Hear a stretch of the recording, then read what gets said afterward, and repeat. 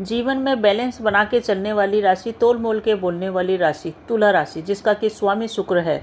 तो राहु का जो ये परिवर्तन हो रहा है, ये आपके लिए क्या प्रभाव लेगा, पूरा राशिफल नक्षत्रों के आधार पे है। 16 मार्च 2025 को राहु देव अपना नक्षत्र परिवर्तन कर रहे हैं और ये आ रहे हैं पूर्व भाद्रपद नक्षत्र के अंदर, और पूर्व भाद्रपद नक्षत्र में रहेंगे ये 23 नवंबर तक। तो ये राशिफल नक्षत्रों के हिसाब से 16 मार्च से लेकर 23 नवंबर तक का है। संपूर्ण राशिफल के अंदर चर्चा करेंगे नवांश के हिसाब से और इसके कैसे कैसे पदों के हिसाब से ये चलेंगे। तो बने रहिए चैनल पे आखिरी तक। ये जो वीडियो है राशि के हिसाब से नहीं है, नक्षत्रों के हिसाब से है, जो डिटेल में है। जब भी हम नक्षत्रों की बात करते हैं डिटेल में बात करते हैं, यानी कि जब हमको सामने पेड़ दिखता है तो हम कहते हैं बहुत बड़ा पेड़ है, तो ये तो बात हो गई राशि की। परंतु ये किसका पेड़ है, कैसे पत्ते हैं, कौन सा फल है, कौन सा पक्षी बैठा है, यहाँ तक की बात होती है। तो बात होती है नक्षत्रों की। राहु देव जो कि एक मायावी ग्रह है, और राहु महाराज का ये जो नक्षत्र परिवर्तन कर रहे हैं, गुरु के नक्षत्र में जा रहे हैं। गुरु राहु का जो योग होता है चंडाल योग होता है, परंतु राहु एक टेक्निकल के ग्रह हैं, कलयुग के ग्रह हैं। ये जितने भी टेक्निकल बातें या टेक्निकल चीजें हम यूज करते हैं वो सब राहु है। तो राहु का ये परिवर्तन, गुरु के नक्षत्र में जाना, ज्ञान के नक्षत्र में जाना, बहुत ही खास रहने वाला है तुला राशि वालों के लिए, क्योंकि राहु का न तो अंत है न आरंभ है, और शुरू से ही ये रहता है प्रचंड, अचानक से परिणाम देता है, अच्छा हो या बुरा। तुला राशि वालों को बहुत ही बढ़िया परिणाम ये देने वाला है। संपूर्ण चर्चाएं करेंगे, चैनल पे बने रहिएगा आखिरी तक। और वीडियो पसंद आए तो कमेंट में जय श्री राम, राधे राधे अवश्य ही लिखिए। शुक्र की राशि है, आपकी बैलेंस बना के चलने वाली राशि है, और राहु महाराज है माया, ब्रह्म, छाया और धुआं। ऐसे ग्रह हैं राहु जो कि आपके जीवन में गुरु के नक्षत्र में आकर के कुछ न कुछ नया करेंगे। देखिए, सभी ग्रहों की कुछ न कुछ विशेषताएं होती है। सभी ग्रहों को किसी न किसी चीज का अभिमान है। सूर्य को अभिमान है अपने आत्मसम्मान को लेके, ईगो को लेके। बुध व्यापार के ग्रह हैं, धन के कारक हैं। इस प्रकार से राहु जो ग्रह हैं वो चालाकी के हैं, टेक्नोलॉजी के हैं, मोबाइल के हैं। जितनी भी चीजें टेक्नोलॉजी फील्ड से जुड़ी है वो सबके राहु हैं, और सभी ग्रहों का अहंकार तोड़ने के लिए ही राहु का जन्म हुआ है। राहु जब पूर्व भाद्रपद नक्षत्र में आएंगे, पूर्व भाद्रपद मतलब पहले से ही भाग्यशाली, कल्याणकारी पद जिसके हैं, पांव जिसके हैं, यानी कि जो शुरू से ही कल्याण करने वाले हैं, ऐसे गुरु के नक्षत्र में राहु का आना बहुत ही सामान्य स्थिति आपके लिए क्रिएट करेगा, आपके सम्मान में वृद्धि करेगा। सम्मान में कैसे वृद्धि होती है? जब आपके पास कुछ खास चीज होगी, या तो आपके पास धन होगा, या ज्ञान होगा, या राहु जनक चालाकियां या टेक्निकल फील्ड में आप माहिर होंगे, तो आपका सम्मान बढ़ेगा। तो राहु आपके लिए सभी चीजें परोसने वाले हैं, और सभी चीजें अचानक से आपके जीवन में आएगी। तुला राशि में वैसे भी जो ये गुरु के नक्षत्र में विचरण कर रहे हैं, तो गुरु के जो 3 नक्षत्र हैं वो तुला राशि के अंदर ही आते हैं। तो गुरु के नक्षत्र में जाना तुला राशि वालों के लिए बहुत ही बढ़िया रहेगा। कुछ राशियां ऐसी हैं जिनमें गुरु के नक्षत्र नहीं आते हैं, जैसे मेष राशि है, मेष राशि में गुरु का एक भी नक्षत्र नहीं है। जबकि आपकी राशि है जिसमें गुरु के 3 नक्षत्र हैं, और गुरु के ही नक्षत्र में जा रहे हैं राहु देव। ये आपके जीवन में कुछ न कुछ जो भी खराबियां चल रही है उन सबको ठीक करेगा। आपके छठे घर के अंदर आ रहे हैं रोग, ऋण, शत्रु का घर कहलाता है छठा, और कंपटीशन का घर कहलाता है, सरकारी एग्जाम का घर कहलाता है। डेली जो आपके रूटीन है उसका घर भी छठा कहलाता है। यहाँ पे राहु देव के आने के कारण रोगों से संबंधित परेशानियां खत्म करेंगे। रोग आपके ठीक हो सकते हैं, रोग का इलाज मिल सकता है। शत्रुओं से के ऊपर आप हावी होंगे।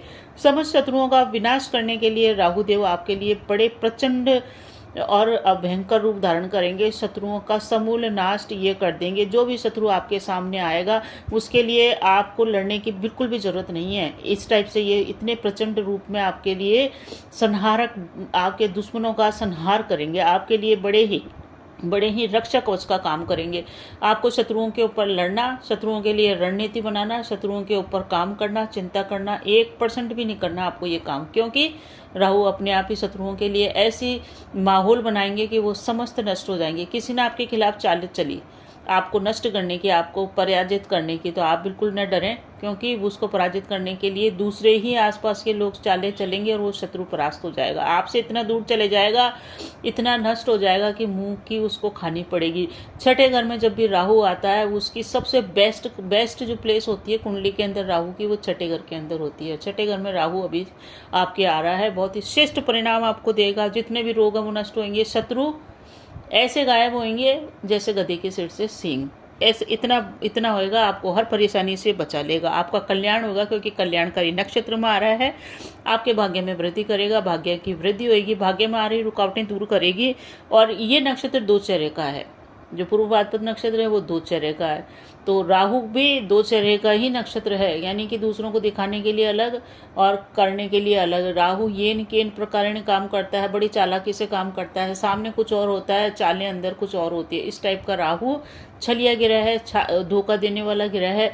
और राहु आपके छठे घर में आके ऐसा ही आपको रूप धरना है, अपनी योजनाओं को बिल्कुल गुप्त रखना है। जैसे ही आपने अपनी योजनाओं को दूसरे लोगों तक विस्तार किया, वो योजनाएं बिल्कुल सफल नहीं होगी। आपको इस गोचर काल का परिणाम सफलता से भोगना है, आपको जीवन में सफल होना है। तो इसका एक ही मूल मंत्र है, सिर्फ एक, वो गुप्त रूप से काम करें, गुप्त रूप से प्लानिंग बनाएं, अपनी बातें शेयर न करें, अपने राज अपने तक रखें। क्योंकि जैसे ही हम अपने राज दूसरों को बताएंगे, इस गोचर का सबसे बेकार परिणाम आप भोगने के लिए तैयार रहिए। अपने राज की बातें राज तक अपने तक ही रखें, किसी को शेयर न करें, कितना भी करीबी क्यों न हो, कितना भी नज़दीकी क्यों न हो। राज अपने, जो भी आप बिजनेस के लिए प्लानिंग बना रहे हैं, अपने तक रखें, बिल्कुल डिस्क्लोज न, बिल्कुल इसको किसी को खबर तक, किसी को जो कहते हैं ना, बास तक नहीं आई, खुशबू तक नहीं फैलानी है।